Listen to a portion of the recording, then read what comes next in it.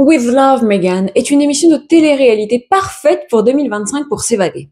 Je sais que je viens avec une opinion très controversée, mais je vais vous expliquer pourquoi je regarde l'émission. Évidemment que je m'attendais pas à découvrir un scénario à la Spielberg, et guess what? C'est absolument pas comme ça que les épisodes ont été promus et marketés pendant les courts extraits que nous avons pu découvrir sur le compte Instagram de Meghan Markle elle-même. On savait tous que ce serait une émission légère avec des trucs et astuces plus ou moins faciles à reproduire chez soi, et on peut découvrir qu'on peut reproduire tout ceci chez soi à moindre coût, et ça, je trouve ça hyper intéressant. Si vous en avez marre des infos lourdes depuis ce début d'année, les incendies, la guerre, l'inflation, et que vous cherchez a sweet escape, comme dirait Gwen Stefani, eh bien, c'est l'émission parfaite pour vous. S'il vous plaît, pas de débat Team Meghan ou Team Kate dans les commentaires, on n'est pas là pour ça. On est juste là pour parler du show qui est disponible depuis peu sur Netflix. Et évidemment, Internet s'en est pris à la série Netflix qui a fait ses débuts cette semaine, ou en tout cas la semaine dernière, bref, je sais plus, la qualifiant de, je cite, décalée, mise en scène et à côté de la plaque. Bah oui, pourquoi pas, de toute façon ça passe à toutes les sauces, ces adjectifs. En toute honnêteté, c'est pas méchant, hein, mais je pense que de nombreuses critiques viennent du fait que les internautes ou journalistes n'apprécient pas la personne de Meghan Markle pour commencer. Alors,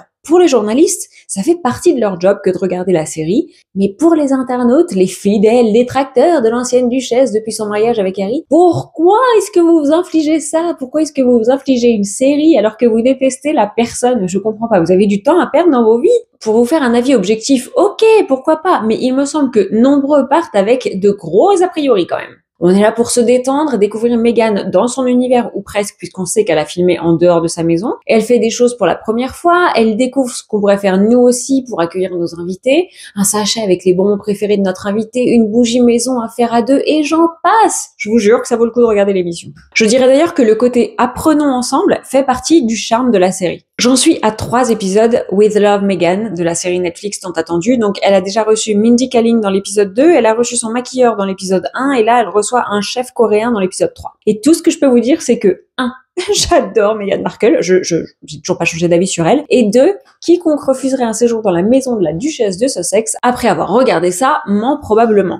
Pour moi, qui suis une grande accro aux célébrités, aux people, comme vous le savez, aux émissions de pseudo-télé-réalité et au lifestyle, ou à l'art de vivre en français, With Love Meghan est l'une des expériences télé les plus agréables de 2025 jusqu'à présent. Ok, on est qu'en mars, je sais. Comment ne pas aimer le paysage de Montecito, qui est quand même super zen, super calme, ou la scène ASMR dans laquelle Meghan Markle et son apiculteur, alors que je déteste les guêpes et les abeilles, sont filmés en train de filtrer 2 fois le miel doré fraîchement récolté qui coule dans un bol, ou les sons apaisants de la voix de Meghan Markle, toute douce, alors qu'elle vous explique ses façons préférées de faire en sorte qu'un invité se sente gâté et spécial quand il vient chez elle. Guys, I'm here for it. Comptez sur moi, c'est ça que je veux regarder en ce moment, c'est pas BFM. Attention, j'ai pas dit que je regardais pas les infos, je m'informe, certes par d'autres biais, mais je suis vraiment là pour regarder et m'évader en parallèle de ce monde un peu brut, surtout en ce moment, alors que le cycle quotidien de l'actualité évolue si vite qu'il peut sembler être une agression pour tous nos sens en fait. Moi qui suis une hypersensible,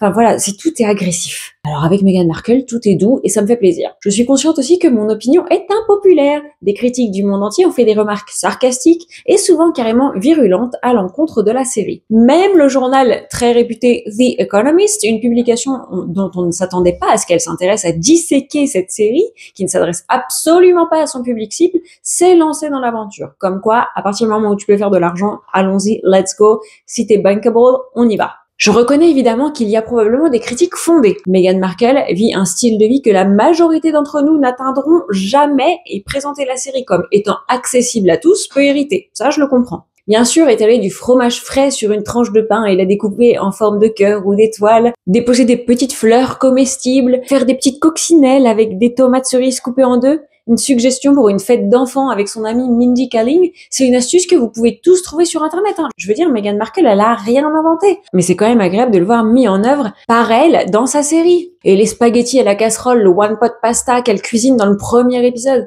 sont littéralement, comme je vous l'ai dit, des spaghettis qu'on peut tous faire. Alors évidemment, c'est pas comme si tous les meilleurs chefs, et même pas les meilleurs chefs, des sites de cuisine n'avaient pas proposé leur propre recette, leur propre version du one pot pasta, la fameuse casserole de Martha Stewart. Cela dit, j'ai regardé la série et j'ai testé la recette le soir même pour ma famille. Donc, même si j'avais déjà vu la recette sur Pinterest, j'avais jamais eu envie de le faire. Là, l'avoir fait aussi simplement, je me suis dit, I can do it, baby. Tout comme d'ailleurs j'ai reproduit le plateau de crudité avec les pâquerettes pour mes invités du week-end. Et croyez-moi, des concombres coupés et des carottes coupées assaisonnées avec des petites pâquerettes juste pour la déco, je vous jure que ça a fait son effet. Mais je dirais que la critique de Meghan Markle est une extension de tout ce qu'elle fait. Son émission, sa nouvelle ligne d'articles pour la maison, as ever. La critique de Meghan Markle est devenue un sport national, bientôt une discipline olympique, vu la ferveur des journalistes et des internautes au quotidien, qui s'entraînent sans jamais pouvoir s'arrêter. Et pourtant, est-ce que toute critique est à prendre comme une analyse valable ou un dédain de cette femme? Et dans ce cas, pourquoi, encore une fois, perdez-vous votre temps et votre énergie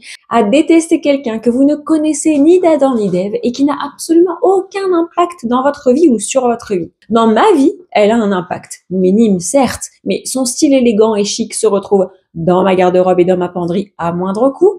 Et visiblement, maintenant, son art de vie se retrouve à mes tables de repas entre amis. C'est amusant, ironie, de trouver les défauts et de décortiquer chaque erreur qu'elle a commise sans jamais vraiment prendre le temps de se demander si ce qui est dit est vrai ou même vraiment justifié. En sachant que bien souvent les détracteurs sont cachés derrière leur clavier et ne se posent pas la question du passé de cette femme, de tout ce qu'elle a pu vivre au palais. With Love Meghan est-elle un chef-d'œuvre télévisuel? Non, évidemment. C'est une émission de style de vie, même si elle propose une quantité d'alcool à volonté, j'avoue. Ils le boivent quand ils préparent les repas, mais ils boivent aussi au moment où ils font vraiment leur dîner ensemble. Et les émissions de style de vie ne sont pas censées être autre chose que ce qu'est exactement cette émission, à savoir moelleuse, confortable, désirable, chaleureuse, et dans ce cas-ci, un petit peu pompette. Est-ce que moi, j'ai envie de faire toutes les recettes de Meghan Markle?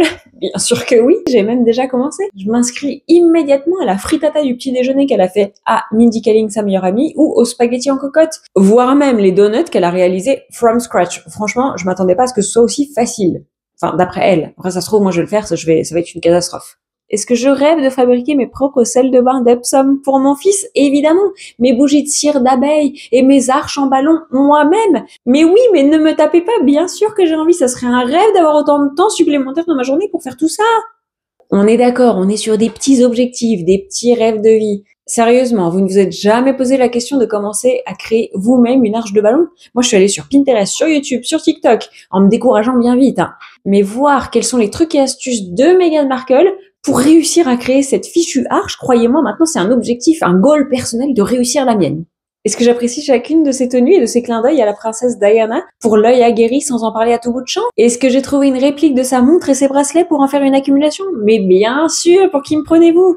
Est-ce que j'ai trouvé un dupe de son ensemble chemise et short en lin beige à moindre coût et que j'ai hâte que les premiers rayons du soleil me permettent de sortir mes gambettes? Mais oui, et encore oui, et bien sûr que je veux pas m'acheter une Rolex ni un ensemble à 5000 balles. Je suis là pour me détendre, m'inspirer et simplement sourire devant sa douceur et sa joie de vivre quand elle pense à ses amis qu'elle va accueillir pour un dîner ou pour une nuit. Je peux vous assurer également que c'est une immense tradition aux États-Unis de faire des welcome baskets, un panier de bienvenue pour les invités. Ma famille américaine me préparait toujours un panier avec des gels douche de Bath Body Works, des chaussettes toutes douces, des masques pour le visage ou encore du vernis quand c'était l'été. Enfin, tout pour que je puisse me relaxer chez eux et faire comme si c'était chez moi.